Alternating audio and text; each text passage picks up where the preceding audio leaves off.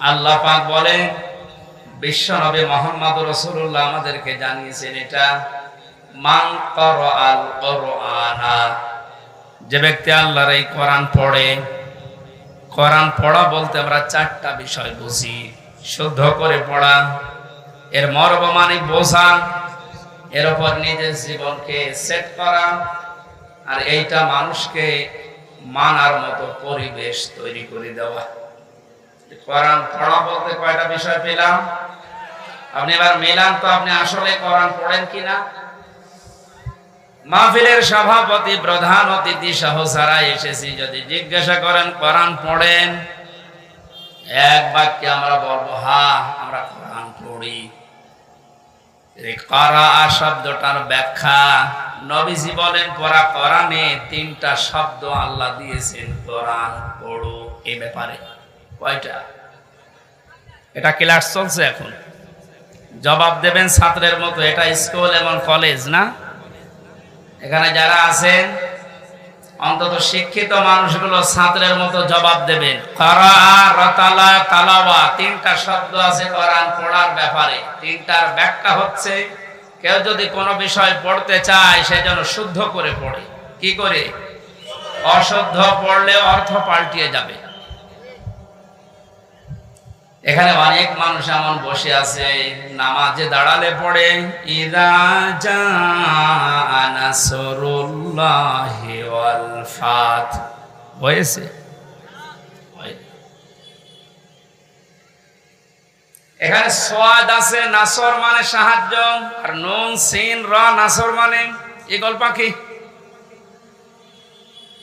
আপনি যদি মুখটা গোল করে শুদ্ধ করে উচ্চারণ না করেন, অর্থ আকাশ পাতাল পাল্টিয়ে যাবে। আল্লাহ পাক বলেন ইযা জাআ নাসরুল্লাহি ওয়াল ফাত, হে নবী আল্লাহর সাহায্য যখন আসবে আপনি তখন বিজয় দেখতে পাবেন।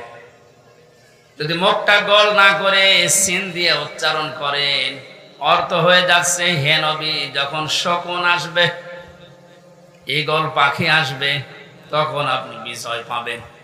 হয়েছে? এখানে শুধু কোরআন শরীফ না, দুনিয়ার যে কোনো বিষয় কেউ যদি পড়তে চায়, এর হক আদায় করে সঠিকভাবে, চারটা বিষয় তাকে মানা লাগবে। এক নম্বরে ওটা পড়া লাগবে শুদ্ধ করে। কি করে? এটা তো আমি বানালাম নাকি? কোরআনে কারীম জানিয়েছে ওয়ারাত্তিলিল কুরআন তারতিলা, হে নবী আপনি কোরআন পড়বেন শুদ্ধ করে, স্পষ্টভাবে, থেমে থেমে। প্রধান অতিথি সহ যারা এখানে আছেন, নবীর এই হাদিসের প্রথম অংশটা আমরা একটু মিলাই আমাদের জীবনে। নবীজি জানিয়েছেন যে ব্যক্তি কোরআন পড়ে, আপনি তো বলছেন আমি কোরআন পড়ি, তাহলে এটা শুদ্ধ করে পড়া লাগবে আপনাকে। আমি আল কোরআন রিসার্চ ফাউন্ডেশনের সদস্য ছিলাম এক সময়। আমি দেখেছি এই দেশের জরিপে 100 জনের 95 জন আল্লাহর কোরআন শরীফ শুদ্ধ করে পড়তে পারে না। এই রিপোর্ট কি খুব ভালো রিপোর্ট? না। এজন্য আহ্বান জানাচ্ছি অন্য ধর্মের লোক এখানে যেহেতু নেই, আমরা সব মুসলিম দাবি করছি, আমাদের জীবনের 1 নাম্বার টার্গেট বানানো লাগবে আল্লাহর এই কোরআন আমরা শুদ্ধ করে পড়ব। 2 নাম্বারের মর্মমানি বুঝতে হবে। কেন? কোরআনে কারীম জানিয়েছে ওয়াইদা সামিউ মা উনজিলা ইলার রাসূলি তারা আ'য়ুনাহুম তাফিদু মিনাদ দামি মিম্মা আরাফু মিনাল হক ইলা আখির আয়াত।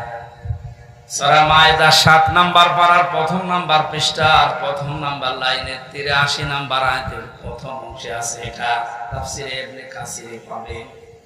আল্লাহ পাক বলেন, হে নবী আপনি যখন আমার বান্দাদের সামনে কোরআন পড়বেন, যারা এর মর্মবাণীগুলো অনুধাবন করতে পারে, বুঝতে পারে যে আমি কি বলতে চাই, আপনি দেখবেন তাদের চোখ দিয়ে মনের অজান্তে পানি পড়ছে।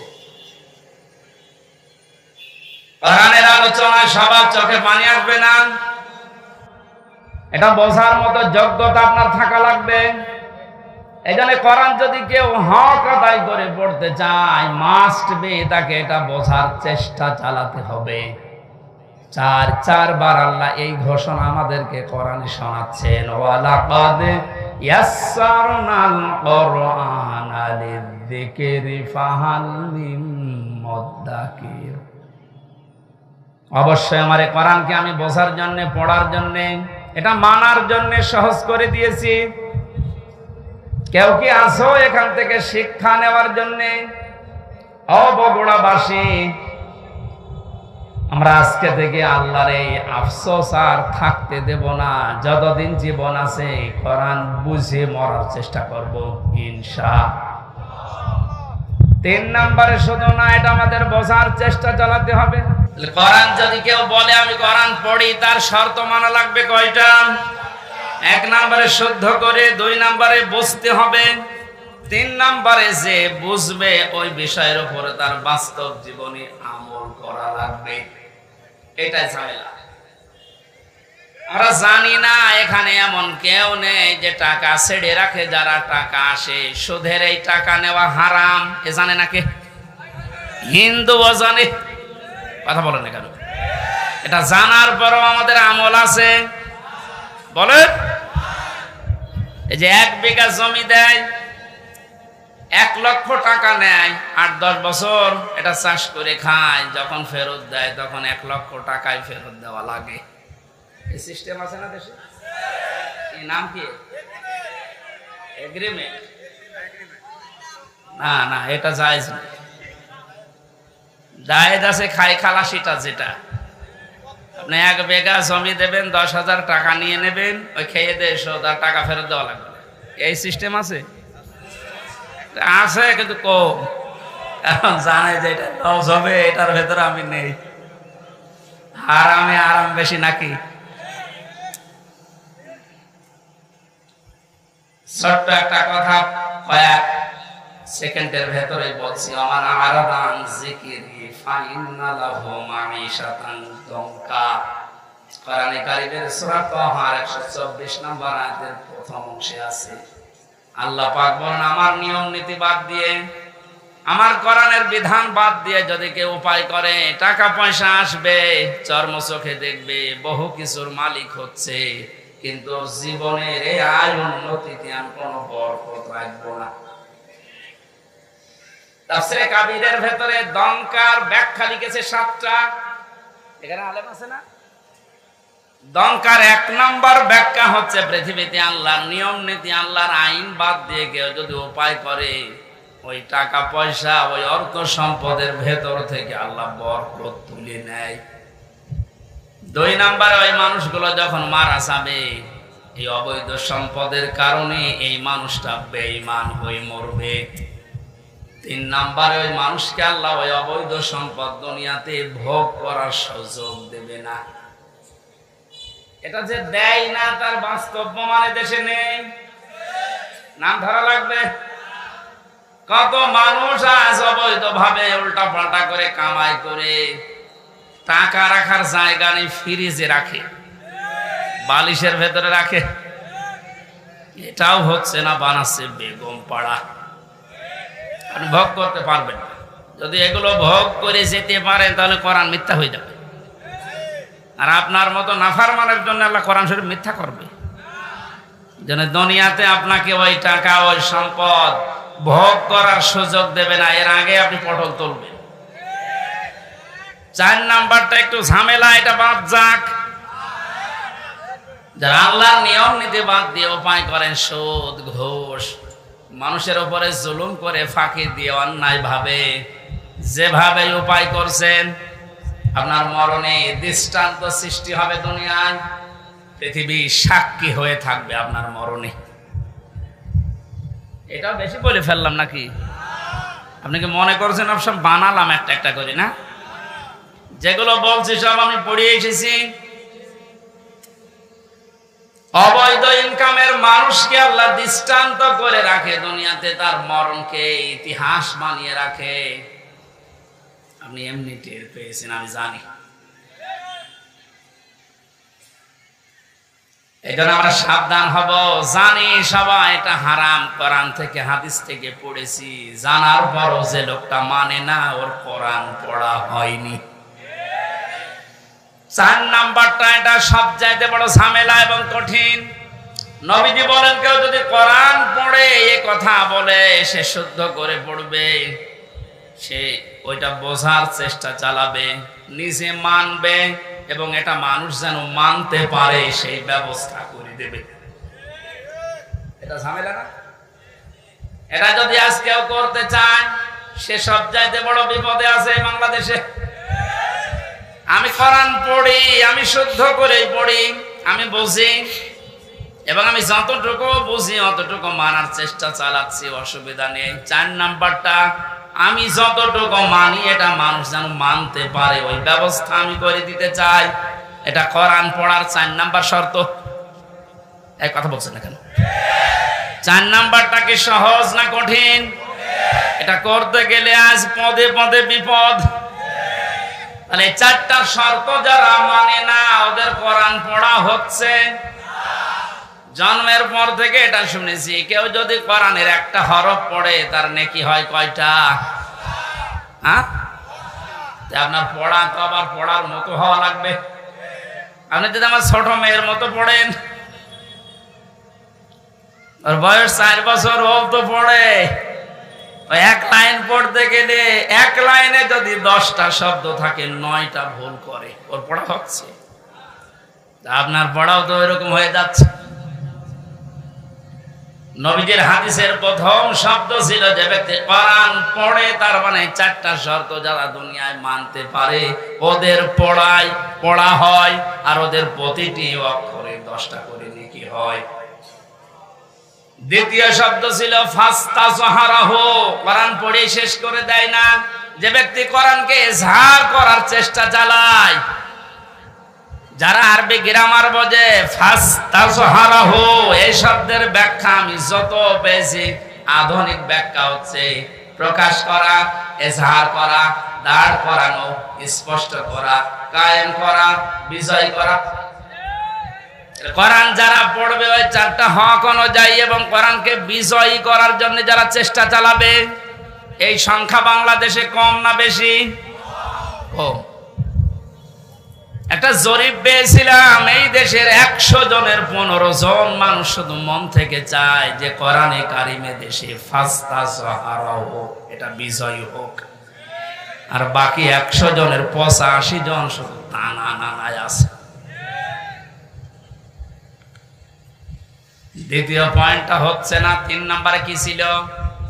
ফাহাল্লা হালালাহু ওয়া হারামা হারামাহু, যে ব্যক্তি কোরআনকে ইজহার করতে পারে, এই ব্যক্তি হালালকে হালাল মানবে, হারামকে হারাম জেনে ছেড়ে দেবে। আদখালাহুল্লাহুল জান্নাহ, নবীজি বলেন আল্লাহ তাকে জান্নাতে দিয়ে দিয়েছে, জান্নাতে দেবে। দিয়ে দিয়েছে। শব্দটার দিকে আমি খেয়াল করে চিন্তা ভাবনা করেছিলাম, নবীজি অতীতের শব্দ বললেন কেন? এটা পাস্ট, এটা মাজি। আদখালা ইউদখিলু, নবীজি মোজারে দিতে পারতেন, মাজি দিলেন, অতীতের পাস্ট দিয়েছেন কেন? তার মানে পরিবার, সমাজ এবং রাষ্ট্রে যদি কোরআন বিজয় থাকে, ওখানে হালালকে হালাল মানা আর হারামকে হারাম জেনে ছেড়ে দেয় সহজ। যেই সমাজে, যেই দেশে কোরআন বিজয় নেই, ওখানে হালালকে হালাল জানার পরও আপনি মানতে পারবেন না। এক কথা বলছেন না? হারামকে হারাম জানার পর আপনি ছেড়ে দিতে পারবেন না।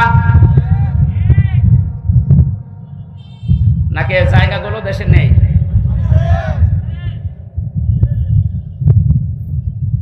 এই জন্য প্রতিটি শব্দের আগে দেখবেন ফা দেওয়া আছে। মান করাল কোরআনা ফাস্তাজহারাহু ফাহাল্লা হালালাহু, সব ফা দিয়ে আরম্ভ।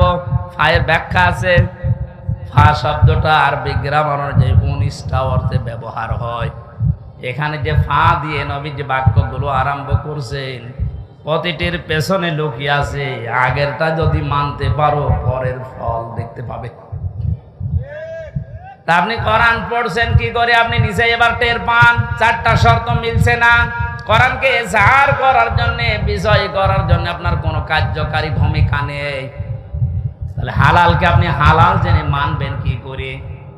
হারামকে হারাম জানার পরে ছেড়ে দেবেন কি করে? আদখালাহুল্লাহুল জান্নাত পরে, এর পরের শব্দে পেয়েছি ওয়াশাফাহু ফি আশারাতিন মিন আহলি বাইতিহি কুল্লুহুম ক্বাদ ওয়াজাবাত লাহুন নার। বিশ্বনবী বলেন, সত্যি যদি আল্লাহ রাব্বুল আলামিনের হারামকে হারাম জানার পরে তুমি ছেড়ে দিতে পারো, হালালকে হালাল জেনে আঁকড়িয়ে ধরতে পারো, আল্লাহ তোমাকে শুধু জান্নাতে দেবে না, তোমার সুপারিশে পরিবারের 10 জন মানুষকে জান্নাতে দিয়ে দেবে। যাদের উপরে জাহান্নাম অবধারিত হয়ে গিয়েছিল, তাহলে যে কোরআন শুনতে এসেছে আপনি বুঝলেন এর মর্যাদা কোথায়? আল্লাহ পাকে হাদিসটা আমাদের প্র্যাকটিক্যাল লাইফে সেট করার তৌফিক দান করেন, আমিন। দরুদ আর সালাম পড়ছে আমাদের নবী মুহাম্মদ রাসূলুল্লাহ সাল্লাল্লাহু আলাইহি ওয়াসাল্লামের প্রতি। মহান আল্লাহ তার যে সমস্ত নাম আছে, এই নামগুলো দুনিয়াতে কয়েকটা নবীর নামের শেষে দিয়েছেন। তার ভেতরে আমাদের নবীকে আল্লাহ দিয়েছেন রাউফুর রহিম, খুলুকিন আযীম। ইব্রাহিম নবী আলাইহিস সালামকে ইসমাইল নবীকে দিয়েছিলেন গোলামিন হালিম, আমার সহনশীল বান্দা। ইসহাক নবীকে ডাক দিয়েছিলেন গোলামিন আলিম, আমার জ্ঞানী বান্দা। আর মুহাম্মদুর রাসূলুল্লাহকে দিয়েছেন খুলুকিন আযীম, আমার মহান বান্দা। এত বড় চরিত্র আমার নবী মুহাম্মদুর রাসূলুল্লাহকে আমি দিয়েছি, কিয়ামত পর্যন্ত মানুষ শুধু অনুসরণ করে যাবে, এর কুল কিনারা খুঁজে পাবে না। বলে সুবহানাল্লাহ। সেই নবীর আদর্শ আজ আমাদের সামনে পড়ে আছে। জন্ম থেকে মৃত্যু পর্যন্ত তাকে বাদ দিয়ে আপনি কাকে আদর্শ মেনে চলেন? আপনার বিবেককে প্রশ্ন করেন। আল্লাহর ঘোষণা দেওয়া একটা আদর্শ আছে দুনিয়ায়, কয়টা? বলেন বলেন। আল্লাহ নিজে ঘোষণা দিয়েছেন যে এই আদর্শটা মেনে চলো। ইয়াসিন ওয়াল কুরআনিল হাকীম। ইয়া মানে হে, সিন মানে সাজ্জেদ।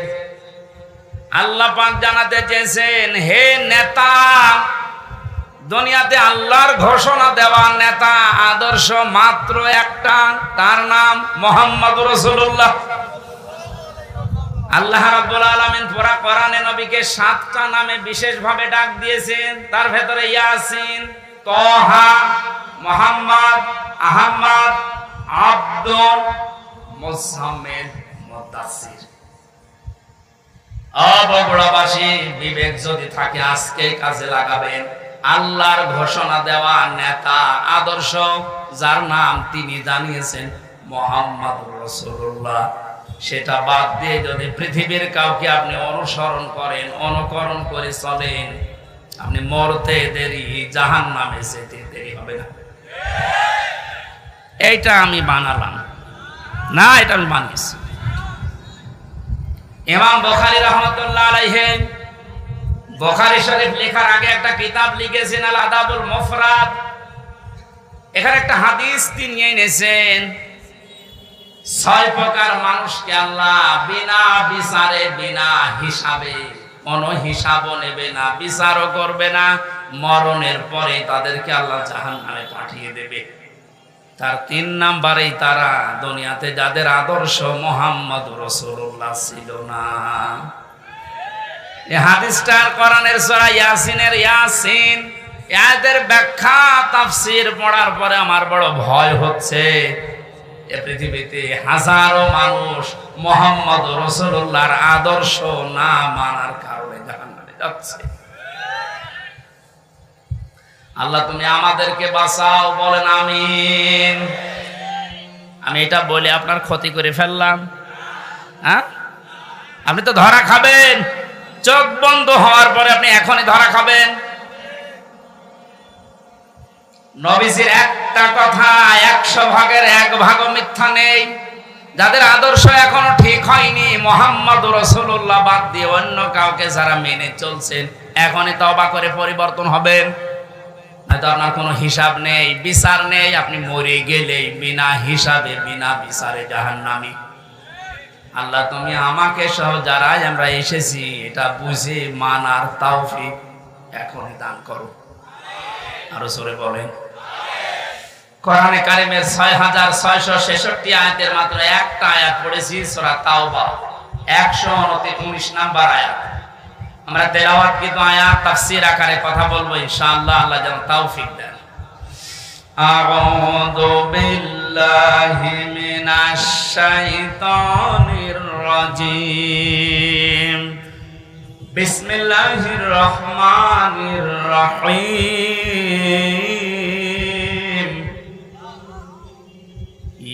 ইয়া আইয়ুহাল্লাযীনা আমানুত্তাকুল্লাহা ওয়া কুনু মা'আস সাদিকিন।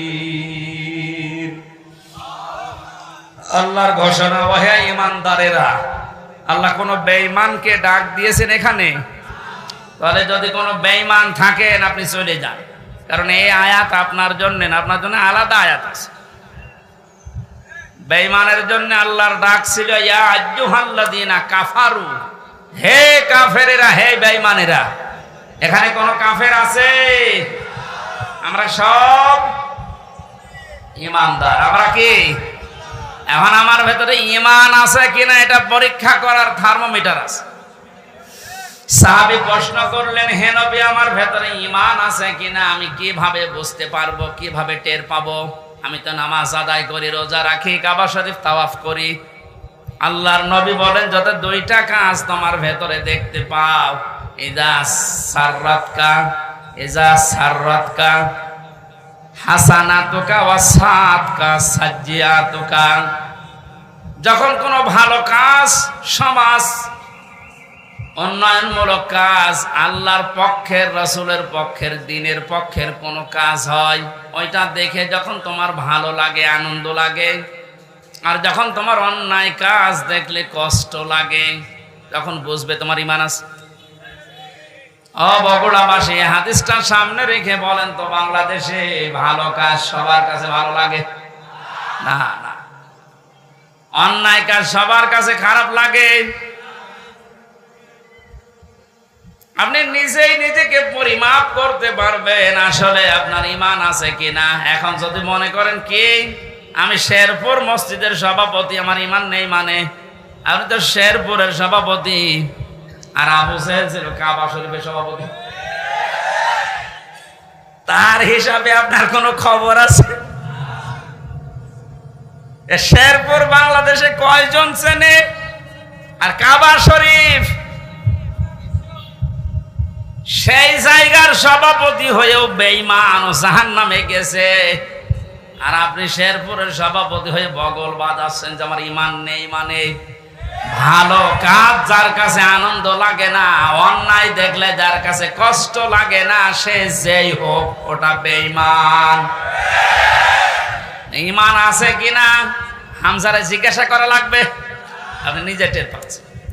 সুতরাং ঈমান যাদের আছে, হাদিস অনুযায়ী আল্লাহ পাক তাদেরকে ডাক দিলেন, হে ঈমানদারেরা। আমি আয়াতের তাফসীর পড়তে গিয়ে পেয়েছি 89 জায়গায় আল্লাহ পাক এই শব্দটা কোরআনে দিয়েছেন। আর যখনই ঈমানদারকে তিনি ডাক দেন, তখন তার কুদরতি হাত এভাবে উঁচা করে ডাকেন, ইয়া আইয়ুহাল্লাযীনা আমানু। জোরে বলেন আল্লাহু আকবার। 89 জায়গায় আল্লাহ ডাক দিয়েছেন, তার ভেতরে এইটা একটা, ইত্তাকুল্লাহ, আমি আল্লাহকে ভয় করো, আকুনু মা'আস সাদিকিন, আর সত্যবাদী যারা তাদের সঙ্গে থাকো। এই আয়াতের নির্দেশ দুইটা। কয়টা? আল্লাহকে ভয় করো, সত্যবাদী যারা আছে তাদের সাথে থাকো। বোঝা হয়ে গেছে না? আল্লাহুম্মা আমিন। না মানে আপনি বলছেন বোঝা হয়ে গেছে। এবার আসেন তো এই দুইটা শব্দের ব্যাখ্যা যায়। কোন আয়াত থেকে যদি কেউ তাফসীর শুনতে চায়, করতে চায়, তাফসীরে মাজহারি আল্লামা সানাউল্লাহ পানিপতি রাহমাতুল্লাহ আলাইহি লিখেছেন, কেউ যদি কোরআনে কারিমের কোন আয়াত থেকে কথা শুনতে চায়, কমপক্ষে 5টা বিষয় থেকে তাকে আগে কথা শোনা লাগবে। 1 নম্বরে শুদ্ধ তেলাওয়াত, যেটা করলাম। 2 নম্বরে যেই ভাষায় কথা বলে ওই ভাষায়, মাতৃভাষায় অর্থ, এই যে শুনলাম। 3 নম্বরে ওই আয়াতের ঐতিহাসিক প্রেক্ষাপট, শানে নজুল যেটা বলা হয়, ব্যাকগ্রাউন্ড, এটা আমি বলবো এখন। 4 নম্বরে আয়াতের বাস্তব শিক্ষা দেওয়া লাগবে। ওই মান ধাতা বলে কি হয়েছে গুলো বাদ দে, এখন বাস্তবতা অনুযায়ী আয়াত আমাদেরকে কি দিতে চায় এই শিক্ষাগুলো জনগণের সামনে দেওয়া লাগবে। 5 নম্বরে আয়াত থেকে যে শিক্ষাগুলো পাবে ওইগুলো নিয়ে বাড়ি যে আমল করবে। আমরা 2টা করে ফেলেছি, শুদ্ধ তেলাওয়াত আর মাতৃভাষায় অর্থ। যেটা সূরা তাওবার আয়াত, কোন সূরা বলেন বলেন? 129টা আয়াত আছে, মাত্র একটা আয়াত পড়েছি, 119 নম্বর আয়াত। তাওবা শব্দের শাব্দিক অর্থ আমরা অনেকেই মনে করি তাওবা মানে আস্তাগফিরুল্লাহ রাব্বি মিন কুল্লি যামবি ওয়া আতুবু ইলাইহি, হয়ে গেল। তাওবা আর ইস্তেগফার এই 2টা কিন্তু এক না, এই 2টা শব্দ আলাদা, মাজদারও আলাদা। কথা বুঝতেছেন? তাওবা আর ইস্তেগফার, কেউ যদি ইস্তেগফার করতে চায় সব সময় আপনি করতে পারবেন, কিন্তু তাওবা আস্তাগফিরুল্লাহ আস্তাগফিরুল্লাহ আস্তাগফিরুল্লাহ বললেই তাওবা হয় না। তাওবা করার জন্য কমপক্ষে মানুষের জীবনে 3টা বিষয় মানা লাগে। ইস্তেগফার আর তাওবার ভেতরে পার্থক্য এই, কোন মানুষ যদি তাওবা করে ওর পেছনের অপরাধগুলো শুধু আল্লাহ মাফ করে দেয় না, ওই পুরা জায়গাটা আল্লাহ নেকি দিয়ে ভরাট করে দেন। এখানে যারা এসেছি আজকে আমরা শুধু ইস্তেগফার না, তাওবা করার মতো তাওবা করে বাড়ি যাব। পেছনের অপরাধগুলো শুধু যেন মাফ হয়ে না যায়, ওই জায়গাটা যেন আল্লাহ নেকি দিয়ে ভরাট করে দেয়। বলেন আমিন। 1 নম্বরে যদি তাওবা কেউ করতে চায় তাকে বলা লাগবে আল্লাহ আমি অপরাধী, আমি। এই স্বীকৃতিটা এই পৃথিবীতে মানুষ দিতে চায় না। দেখবেন এই দেশে হাতে নাতে ধরা পড়ার পর অস্বীকার করে না। না, তদন্ত করা লাগবে। তদন্ত 7 দিন সময় দিয়েছে যাদেরকে, ওদেরকে মাল মশলা মেরে ওর মুখ বন্ধ করে দেয়। আপনি যদি সত্যি তাওবা করতে চান সে যে কোনো বিষয়ে, আপনাকে প্রথমে স্বীকৃতি দেওয়া লাগবে ওই অপরাধের জন্য, ওই গুনার জন্য স্বীকার করা লাগবে যে হ্যাঁ আমি এই কাজ করেছি, আমি অপরাধী। এখন প্রশ্ন হচ্ছে আপনি স্বীকার করবেন কার কাছে? না না, আপনি শুনছেন না। অপরাধ করেছেন যার কাছে, স্বীকার করবেন তার কাছে। আপনি বিনা কারণে আমার মুখের উপর একটা থাপ্পড় দিলেন আর কাবা শরীফের গিলাফ ধরে বলছেন আস্তাগফিরুল্লাহ, হে আল্লাহ আমারে মাফ করে দাও, কিয়ামতের আগে মাফ পাবেন না। কারণ আপনি তো আল্লাহর গালে থাপ্পড় দেননি, দিয়েছেন আমার গালে। আগে আমার কাছে স্বীকার করেন যে হামজা ভুল হয়ে গেছে। হ্যাঁ, স্বীকার করার সময় আবার অনুশোচনা লাগবে, অনুতপ্ত হওয়া লাগবে। আপনি যদি একেবারে মুড নিয়ে বলেন ওই হামজা মাফ কর, আপনার মাফ হবে? আপনার প্রতি রাগ যা ছিল আমার আরো বেড়ে যাবে। আমি আবার বলছি দ্বিতীয় পয়েন্টটা, তাওবা যদি কেউ সত্যি করতে চায় ওই মানুষটা অপরাধ করবে যার কাছে, স্বীকার করবে তার কাছে। আপনি অপরাধ যদি আপনার স্ত্রীর কাছে করে থাকেন অবশ্যই স্বীকার করবেন স্ত্রীর কাছে, এটা কোনো দোষের কিছু না। স্ত্রীর কাছে দোষ করেছে আর শ্বশুরের কাছে বলছে শ্বশুর আমারে মাফ করে দেন, হবে না। বিনা কারণে আপনি আমাকে পুলিশের হাতে তুলে দিলেন, আমি কিছুই জানি না ওই বিষয়ে, আর আপনি মাফ চাচ্ছেন মসজিদে নামাজ পড়ে, কিয়ামতের আগে মাফ পাবেন না। এইটা মনে হয় এই এলাকায় আছে। আমার ভাইরা এই জন্য তাওবা বিভিন্ন পীরের দরবারে গেলেই বলে তাওবা করো আস্তাগফিরুল্লাহ, এটা তার বাক্য। শর্ত আপনাকে মানা লাগবে, স্বীকৃতি দেওয়া লাগবে যে আল্লাহ আমি অপরাধী, অপরাধ করেছেন যার কাছে স্বীকার করবেন তার কাছে 2 নম্বরে অনুতপ্ত হয়ে অনুশোচনা নিয়ে, 3 নম্বরে জীবনে এই কাজ আমি আর কোনোদিন করব না, জীবনের মতো ফিরে আসলাম। এই 3টা শর্ত যদি কেউ মেনে নিতে পারে, আল্লাহ পাক বলেন ওর পেছনের অপরাধ শুধু মাফ হবে না, ফাউলাইকা ইউবাদদিলুল্লাহু সাইয়্যাতিহিম হাসানাত। ওর পেছনের পুরা অপরাধ আল্লাহ মাফ করে দিয়ে পুরা জায়গাটা নেকি দিয়ে পাল্টিয়ে দেবেন। বলেন সুবহানাল্লাহ। সূরা তাওবা থেকে যখন কথা শুনছি, আল্লাহ এই তওবা যেন আমাদের নসিব করেন। এবার আমরা ব্যাখ্যায় যাচ্ছি। আল্লাহ পাক ইমানদারকে ডাক দিয়ে তাকে ভয় করার জন্য আহ্বান জানিয়েছেন, আদেশ দিচ্ছেন। এখন ভয় কি? জন্মের পর থেকে শব্দটা আমিও শুনছি যে আল্লাহকে ভয় করো, আল্লাহকে ভয় করো। কি এটা? কি তাকওয়ার যে ব্যাখ্যাগুলো আমরা বলি, আধুনিক ব্যাখ্যা হচ্ছে যে যেই বিষয়ে কাজে আছে ওই বিষয়ের জ্ঞান অর্জন করে প্রশিক্ষণ নিয়ে ওই কাজ আঞ্জাম দেওয়ার নাম হচ্ছে তাকওয়া। আমি আবার বলছি, যে যেই কর্মজীবনে আছেন, যে যেই জায়গাটা দখল করে আছেন, ওই বিষয়ের উপরে জ্ঞান অর্জন করে দক্ষতা প্রশিক্ষণ নিয়ে ওই কাজে আঞ্জাম দেওয়ার নাম হচ্ছে তাকওয়া। না হয়, আমি আবার বলছি, তাকওয়া মানেই শুধু আমার মতো জুব্বা গায়ে দিয়ে বড় পাগড়ি গলায় নিয়ে হাতে তসবিহ নিয়ে শুধু সুবহানাল্লাহ সুবহানাল্লাহ বলা না। তাকওয়া মানে যে যেখানে আছেন ওই জায়গায় ওই জায়গার জ্ঞান অর্জন করে দক্ষতা প্রশিক্ষণ নিয়ে দক্ষতা অর্জন করে ওই কাজ আঞ্জাম দেওয়ার নাম তাকওয়া। এটা যদি আজ বাংলাদেশে থাকতো, আমরা অনেক উপরে চলে যেতাম। অধিকাংশ মানুষকে এমন দায়িত্ব পালন করতে দেখা যায়, ও বিষয়ে কোনোদিনের পড়াশোনা নেই, দক্ষতা নেই, প্রশিক্ষণ নেই, আন্দাজে ওই কাজে হাত দিয়ে তার 12টা বাজায় আরো বেশি। নিচে নামা লাগবে? ঠিক আছে। তাকওয়ার দ্বিতীয় ব্যাখ্যা হচ্ছে আল্লাহর নিষিদ্ধ কাজগুলো জানার পরে শুধু ছেড়ে দেওয়া না, ঘৃণা করে ছেড়ে দেওয়ার নাম তাকওয়া। কথা বুঝতেছেন? আল্লাহ আমাদেরকে তাকওয়া অর্জন করার মাধ্যমে 9টা উপকার করতে চেয়েছেন। দুনিয়াতে কেউ যদি তাকওয়াবান হতে পারে, তাকওয়া মানে কি শুধু জুব্বা গায়ে দেওয়া, শুধু জিকির করা? যেখানে যেই কাজে আপনি হাত দিয়েছেন, হ্যাঁ আপনি লেবার, কোনো অসুবিধা নেই, আপনি গাড়ি সারেন মনে করেন, গাড়ির মিস্ত্রি, ওই বিষয়ের উপরে লেখাপড়া করে ওই বিষয়ে প্রশিক্ষণ নিয়ে দক্ষতা অর্জন করে ওই কাজকে সুচারুরূপে আঞ্জাম দেওয়ার নাম কি?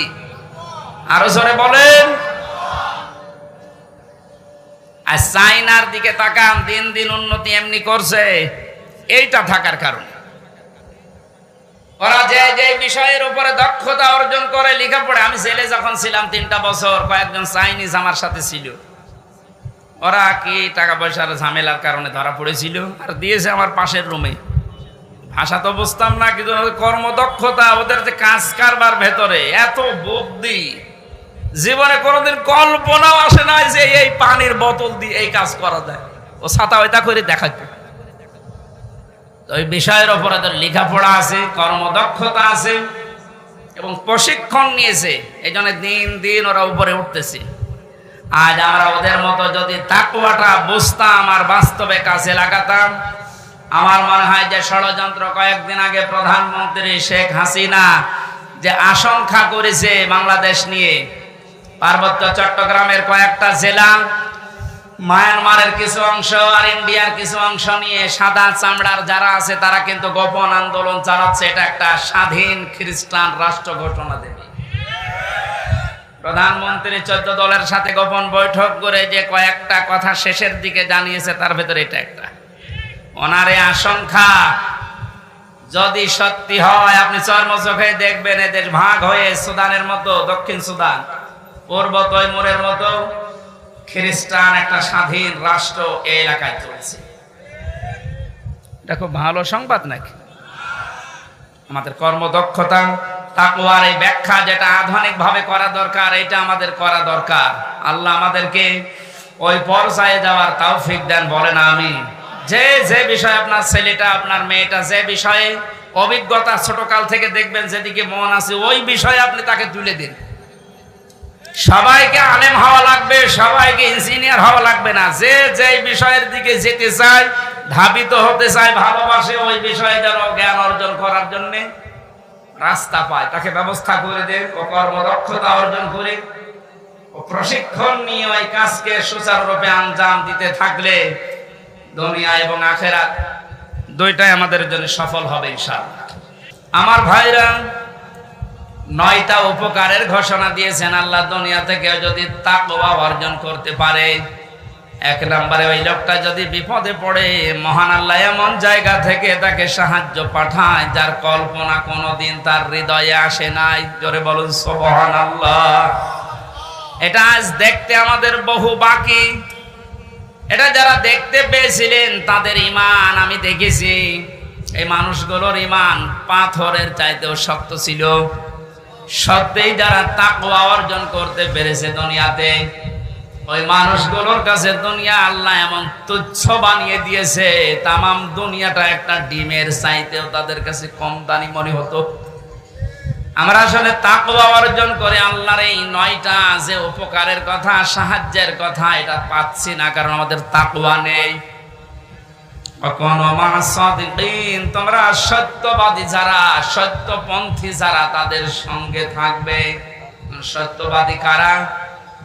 এই দেশে একটা ভুল ধারণা চালু আছে, কিছু কিছু দৃশ্য দেখলে আমরা মনে করি এগুলো সত্যপন্থী, এগুলোই হক্কান, এগুলোই হক্কানি।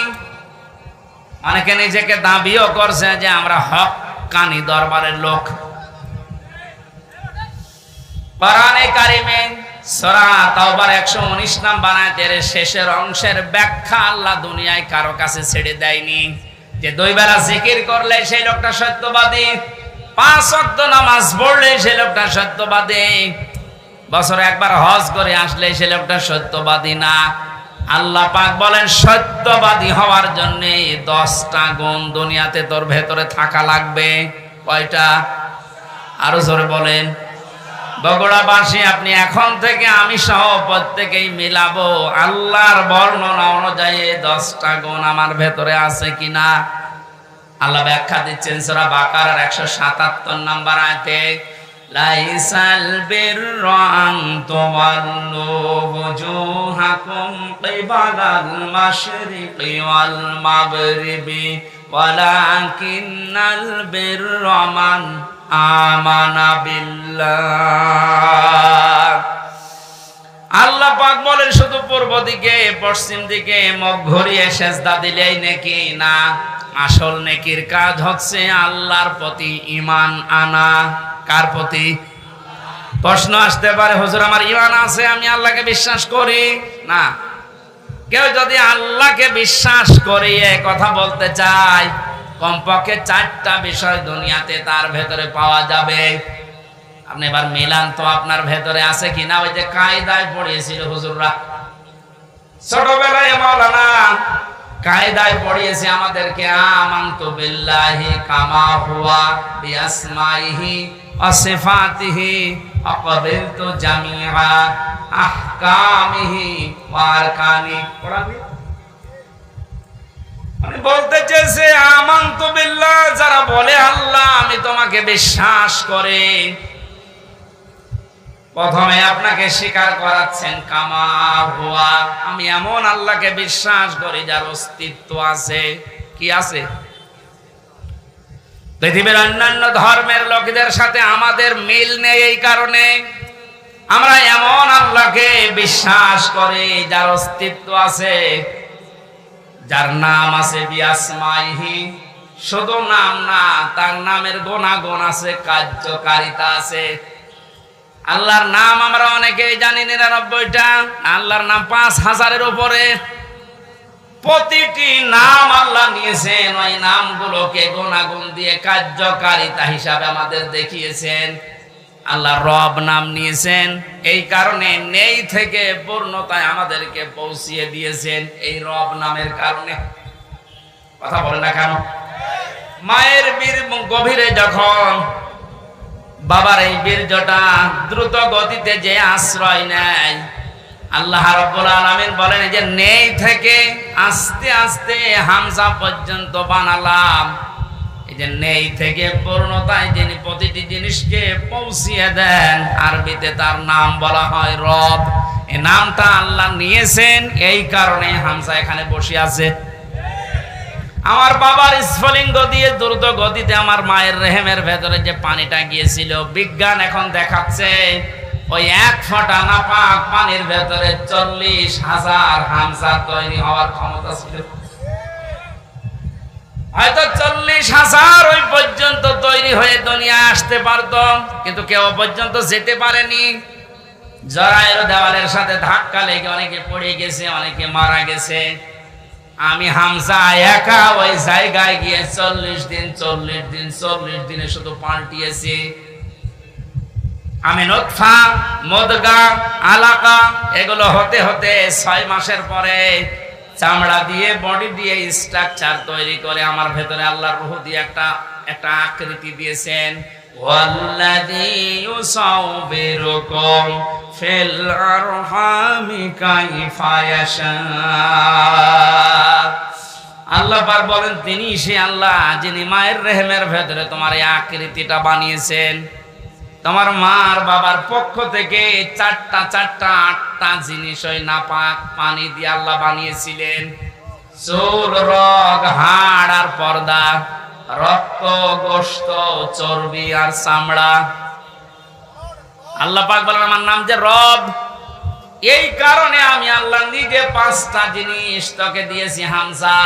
ওয়া জাআলা লাকুমুস সামআ ওয়াল আবসারা ওয়াল আফইদা ইলা আখির আয়াত। এটা সূরা নাহলের 78 নম্বর আয়াতের মাঝের অংশে আছে। আল্লাহ পাক বলেন শ্রবণ শক্তি, দর্শন শক্তি, বাক শক্তি, আঁকেল শক্তি আর ঘ্রাণ শক্তি, এই 5টা জিনিস আমি আল্লাহ আমার রব নামের কারণে তোকে দিয়েছি। 8, 5, 13টা জিনিস যখন এক হয়, ছেলে হবে না মেয়ে হবে, আকারটা আমি আল্লাহর সিদ্ধান্ত অনুযায়ী তৈরি হয়। তাহলে ছেলে হ মেয়ে হ, নিজেরা মন খারাপ করি, এটা মন খারাপের বিষয় না। এই সিদ্ধান্ত কার? আমার বোর। বলেন ছেলে হলে মেয়ে হলে যারা মন খারাপ করে স্ত্রীর উপরে, প্রকার আনতে তারা যেন আল্লাহর সিদ্ধান্তের উপরে নারাজ। আমি সহ যারা এই জাহিলিয়াতে আছি, আল্লাহ তাদেরকে যেন মুক্তি করেন। বলেন আমিন।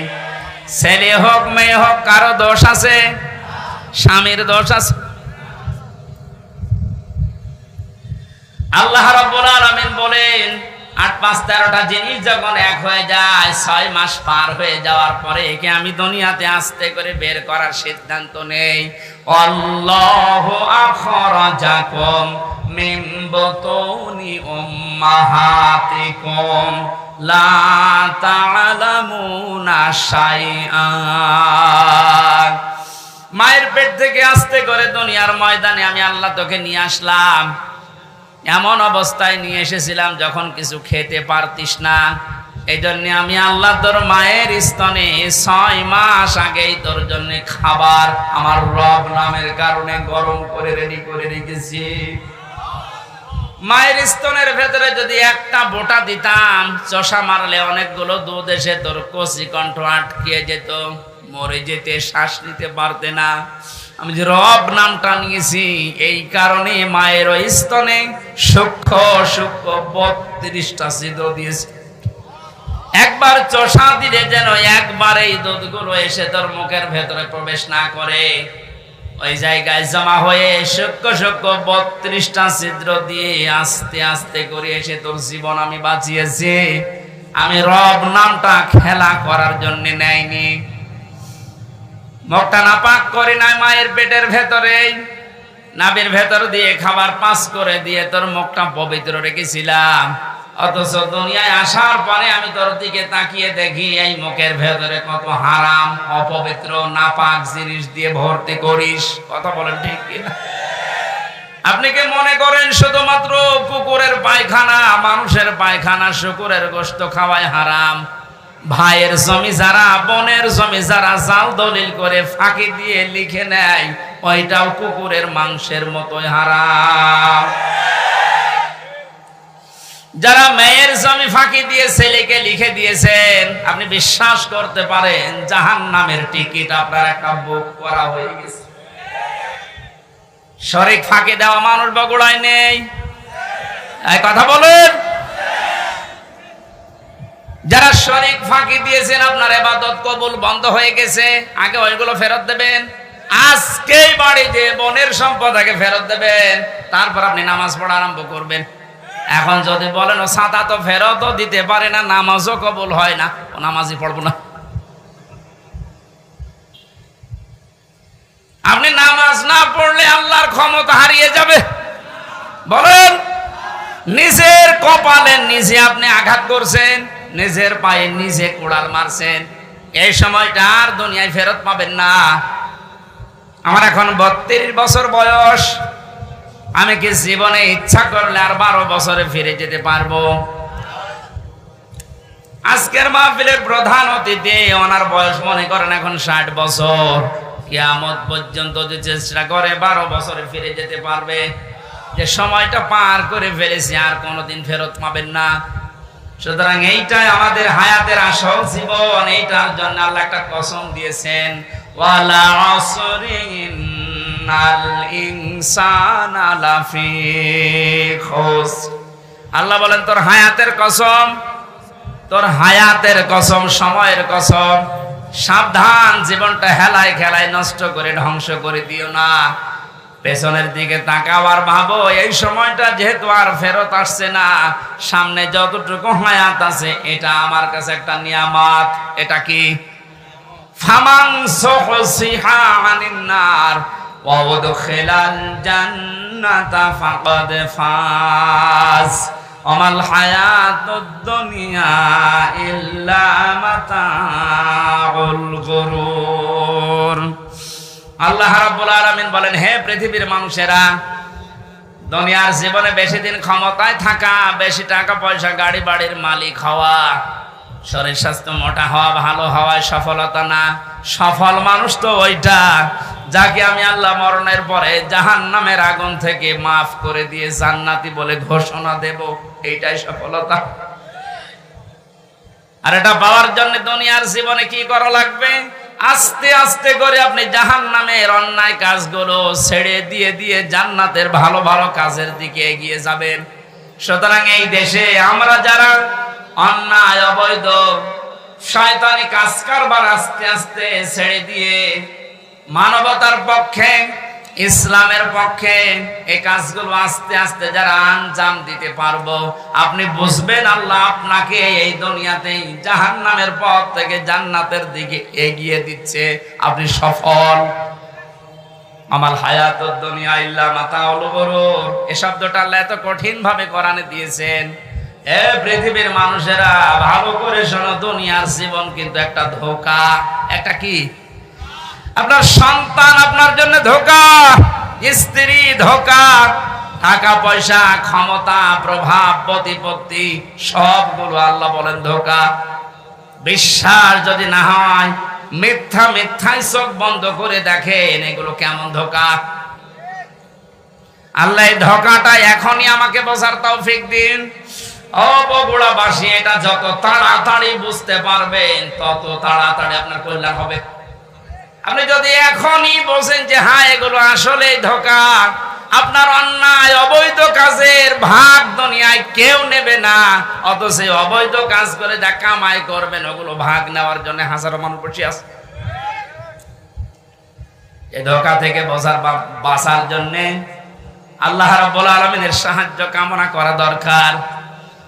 আল্লাহ পাক আমাদেরকে জানিয়েছেন, আমি যে নামটা নিয়েছি রব, তোকে আস্তে আস্তে করে দুনিয়ার জীবনে এনে মুখটা পবিত্র করে রেখেছিলাম, তুই মুখটা আর পবিত্র রাখতে পারলি না। হারাম, অবৈধ এবং নাপাক জিনিস দিয়ে মুখটা অপবিত্র করে আমার কাছে আসলি। আমি তো শুধু নাম নিয়েই শেষ করে দেয়নি, নামের কার্যকারিতা, গুণাগুণ আমি আল্লাহ ওগুলো বাস্তবে বহন করি। আমি রাজ্জাক নাম নিয়েছি, শুধু নিয়েই শেষ করে দেয়নি, রাজ্জাক নামের কারণে পৃথিবীর যত সৃষ্টি আছে সবাইকে আমি আল্লাহ রিজিক দেই।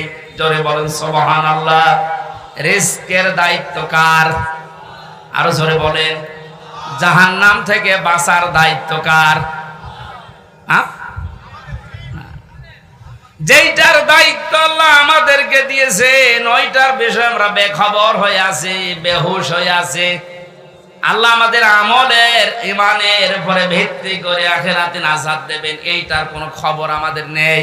অথচ যেটার দায়িত্ব আল্লাহ নিজের হাতে নিয়েছেন ওইটা নিয়ে পেরেশান হয়ে আজ হাজারো মানুষ জাহান্নামের টিকিট কেটে বিদায় নিচ্ছে। আল্লাহ মাতাওয়াল গরুরটা একটু বসার তৌফিক আমাদেরকে দাও না, বলেন আমিন। এজন্য এমন আল্লাহর উপর আমরা ঈমান এনেছি যার অস্তিত্ব আছে, যার নাম আছে, আর প্রতিটি নামের গুণাগুণ আছে, কার্যকারিতা আছে। তিনি হুকুম দিয়েছেন, তিনি আরকান দিয়েছেন। এগুলো যারা বিশ্বাস করে বাস্তব জীবনে মানতে পারে এই মানুষগুলোই আসল নেকির কাজে আছে। ওয়াল ইয়াউমিল আখিরি, কিয়ামতের ময়দানের বিশ্বাস দৃঢ় থাকা লাগবে। কিসের বিশ্বাস? জন্মের পর থেকে আমার মনে হয় আমরা এই শব্দের সাথে পরিচিত যে কিয়ামত হবে, কিয়ামতে জবাব দেওয়া লাগবে। এটা যে নেকির কাজ, এটা যারা বিশ্বাস করেছিল তাদের জীবনের দিকে আপনি তাকান। আল্লাহ ঘটনাগুলো এমনি খেলা করার জন্য শুনিয়েছেন তা না। খলিফাতুল মুসলিমিন হযরত ওমর, এই যে হিসাব, এটা বিচার, এটা যে কি জিনিস আমরা এখন অনেকে টের পাই না। উনি বিশ্বাস করেছিলেন যে বিচার হবে, হিসাব দেওয়া লাগবে। সন্তানটা ভর্তি করে দিলেন মাদ্রাসায়। হযরতে আব্দুল্লাহ, ওই একই জায়গায় হুসাইন হযরতে আলীর সন্তান লেখাপড়া করত। হযরতে হুসাইন রাদিয়াল্লাহু তাআলা আনহু বারবার কলম ফেলে দিচ্ছিলেন। আব্দুল্লাহকে বলেন তুলে দাও। একবার, দুইবার, তিনবার তুলে দেওয়ার পর উনি বললেন, হুসাইন বারবার কলম ফেলে দাও, আমারে তুলতে বলো, আমি কি তোমার গোলাম, চাকর, খাদেম নাকি? হযরত হুসাইন মুখ ফসকে বলে ফেলেছেন, আব্দুল্লাহ তুমি শুধু চাকর না, তুমি খাদেম না, তুমি খাদেমের বাচ্চা খাদেম। অথচ ওই সময় প্রেসিডেন্টের ছেলে বাড়িতে গিয়ে বলছে, আব্বা আমি আর মাদ্রাসায় যাব না, হুসাইন আমাকে গালি দিয়েছে, আমি নাকি খাদেমের বাচ্চা খাদেম, তুমিও নাকি খাদেম, তুমি যদি বিচার না করো মাদ্রাসায় পড়াই বন্ধ করে দেব। খলিফাতুল মুসলিমিন হযরত ওমর বললেন, সন্তান এখন না, বিচার জমার দিন নামাজের সময় করব। খুতবা দিচ্ছিলেন, ডাক দিয়ে বললেন, হুসাইন এখানে আসো। বলে হ্যাঁ। সামনে আসো। তুমি আমার সন্তানটাকে গালি দিয়েছো? বলে হ্যাঁ দিয়েছি। কেন দিলে? ইমাম হুসাইন ডাক দিলেন, খলিফা বুকে হাত দিয়ে বলেন তো, আপনি কি আমার নানার খাদেম ছিলেন না? আমি তো দেখেছি আপনি আমার নানার খেদমত করছেন। খাদেমের ছেলেকে খাদেমের বাচ্চা বলেছি, অসুবিধা কি? হযরত ওমর কেঁদে ফেললেন। ডাক দিয়ে বলে, হুসাইন আমি তো এভাবে কোনোদিন ভাবি নাই, তুমি শব্দটা লিখে দিতে পারবে? কাগজ কলম নিয়ে আসেন। খেজুরের পাতা নিয়ে এসেছে, লিখে দিলেন, হুসাইন আমি নিজে আলীর সন্তান হয়ে বলছি ওমর আমার নানার খাদেম ছিল, আমি দেখেছি, সই করে দিলাম। হযরতে ওমর রাদিয়াল্লাহু তাআলা আনহু কাগজটা হাতে নিয়ে জমা খেলেন। সাহাবীদেরকে বললেন, নবী সাহাবীরা বিচার হয়ে গেছে। হযরত আব্দুল্লাহ তো ছোট মানুষ, বলে আব্বা তুমি তো বিচার শুরুই করলে না, কি করে হয়ে গেল? হযরত ওমর বলে, সন্তান যে বিচার করেছে দুনিয়া না, মরণের পর কাছে লাগবে। আমি যখন মারা যাব এই কাগজটা আমার কাফনের ভেতরে দিয়ে দিও। কিয়ামতের ওই কঠিন ময়দানে মহান আল্লাহ যখন আমার জীবনের হিসাব আরম্ভ করবে, কিছুই যদি কবুল না হয় এই কাগজটা আল্লাহকে দেখাতে পারবো। রব্বুল আলামিন তোমার নবীর নাতি লিখে দিয়েছে আমি নাকি নবীর খাদেম ছিলাম, এবছর আমার আজকে মাফ করে দাও। তাছাড়া জবাব দেওয়ার মতো কোনো কাজ, কোনো আমল আমার হাতে নেই। অথচ তাদের জীবনের যে নেকির কাজের বর্ণনা হাদিসে পাওয়া যায়। নবীজি বলেন, আকাশের তারকাকেও যদি গণনা করে একদিন শেষ করে ফেলতে পারবে, কিন্তু ওমর মুসলমান হওয়ার পরে যে নেকির কাজ করেছিল কোনদিন কেউ গণনা করে শেষ করতে পারবে না। এই মানুষটা যদি কিয়ামতে জবাব দেওয়া লাগবে, এই টেন্ডেন্সিতে এত ভয়ে থাকে, এত টেনশনে থাকে, আমাদের অবস্থান কোথায়? নেকির কাজ শুধু পশ্চিম দিকে মুখ করে নামাজ পড়লে হয় না, আল্লাহর প্রতি ঈমান আনা, কিয়ামতে জবাব দেওয়া লাগবে আল্লাহর সামনে দাঁড়িয়ে, এই বিশ্বাস দৃঢ় করা, এটা নেকির কাজের মূল। এটা যতদিন পর্যন্ত আমাদের দেশের 1628 জন মানুষের ভেতরে বদ্ধবল না হবে, এই দেশটা ততদিন দুর্নীতি মুক্ত হবে না। আল মালায়েকাতে ফেরেশতাদের বিশ্বাস করা, আল কিতাবে কিতাবে বিশ্বাস করা, অন নবিয়্যিন নবীদেরকে বিশ্বাস করা, ওয়া তাল মালা আলা হুব্বিহি দাবিল কুরবা, আল্লাহর মহব্বতে নিজের সম্পদ চাহিদা থাকার পরও যারা নিকট আত্মীয় স্বজনের জন্য ব্যয় করে। ও বাংলার জনগণ, এই গুণটা আজ বাংলাদেশে কার ভেতরে আছে আপনি তাকান। নিজের প্রয়োজন থাকার পরেও নিজের সম্পদ যারা নিজের নিকট আত্মীয়, এতিম, মিসকিন, অসহায়, বন্যাগ্রস্ত মানুষদের পাশে যারা দাঁড়ায়, এই মানুষগুলো আল্লাহর ভাষায় সত্যবাদী, এরাই মুত্তাকি। মুত্তাকি সত্যবাদী খোঁজার জন্য আমেরিকায় যাওয়া, সৌদি আরবে যাওয়া দরকার নেই। এই 10টা গুণ যে বলছি একটা একটা করে আপনি মিলান।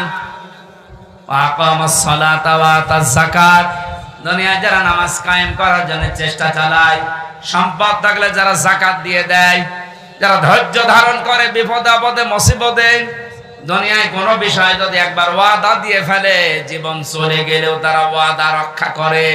উলাইকাল্লাযীনা সাদাকু ওয়া উলাইকা হুমুল মুত্তাকুন। কোরআনে কারিমের সূরা বাকারার 177 নম্বর আয়াতের শেষে আল্লাহ জানিয়েছেন, এরাই ঈমানের দাবিতে সত্যবাদী, আর এরাই হচ্ছে আমি আল্লাহর নিকটে মুত্তাকি। জোরে বলেন সুবহানাল্লাহ। আল্লাহ কোরআনের এই আয়াতগুলো আমাদের জীবনে সেট করার তৌফিক দিন, বলেন আমিন।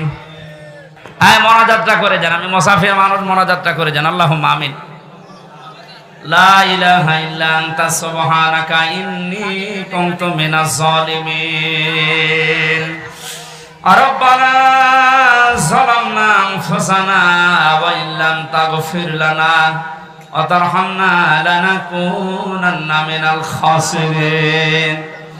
রব্বুল আলামিন বগুড়া জেলার শেরপুর গাড়িদহ এই মাদ্রাসা উদ্যোগে মাহফিলের দিকে তুমি তাকাও। হাজার হাজার বান্দা বান্দি আমরা, রাত 12টা বেজে যাচ্ছে, গভীর রজনী পর্যন্ত কোরআনে কারিমের কথা যারা চাতক পাখির মতো শুনেছে, এই মানুষগুলোকে এর উপরে আমল করার তৌফিক তুমি ভিক্ষা দাও। এই মাহফিলের আয়োজন করতে গিয়ে যারা শ্রম দিল, আল্লাহ এদের শ্রমকে কবুল করো। সওয়াবগুলো তুমি মুহাম্মদ রাসূলুল্লাহ রওজায় পৌঁছিয়ে দাও। দুনিয়ার মাটির নিচে যারাই ঘুমিয়ে আছে, আমরা এদের মতো কিছুদিন পরে অসহায় হয়ে যাব আল্লাহ। আমরা আজ তাদের জন্য মোনাজাতে দোয়া করছি, আগামী প্রজন্ম যারা আসবে তারা যেন আমাদের জন্য এভাবে দোয়া করে, রব্বির হামহুমা কামা রব্বায়ানি সাগীরা। আল্লাহ তাআলা, মা হারিয়ে বাবা হারিয়ে যে মানুষগুলো হাত তুলেছে, তুমি তাদের মুখের দিকে কাকতি মেলে তোর দিকে তাকাও। নবীজি মাঝে মাঝে মায়ের কবরের পাশে যে কাঁদতেন, সাহাবীরা বলে, হুজুর আপনি কাঁদেন কেন? বিশ্ব নবী বলেন, সাহাবীরা, আমার মায়ের ওই ছোটবেলার আদরের কথা আমার মনে পড়ে গেছে। রব্বুল আলামিন মাহফিলের প্রধান অতিথি অ্যাডভোকেট গোলাম ফারুক তার মা বাবাকে হারিয়েছে। সন্তানের ওসিলায় নাকি তুমি মা বাবাকে মাফ করে দাও। তার হাতের দিকে, তার চোখের দিকে তাকিয়ে তার মা বাবাকে তুমি কবরে জান্নাত দিয়ে দাও। মাহফিলের সম্মানিত সভাপতি আমার আরাফাতের ভাই, আল্লাহ তাআলা তোমার হাসি বান্দা তার মা বাবার জন্য দোয়া করছি, তুমি তাকে মাফ করো। এই মাহফিলের আয়োজন করতে গিয়ে যত মানুষ শ্রম দিয়েছে, যে বাড়িতে এসে বসেছিলাম এই বাড়িওয়ালা সহ এদেরকে যে মা পেটে নিয়েছে মায়ের পেট খাদিজার মতো বানিয়ে দাও। প্রশাসনের যে ভাইগুলো সাহায্য সহযোগিতা করেছে মাহফিলের জন্য তাদের কবুল করো, মঞ্জুর করো।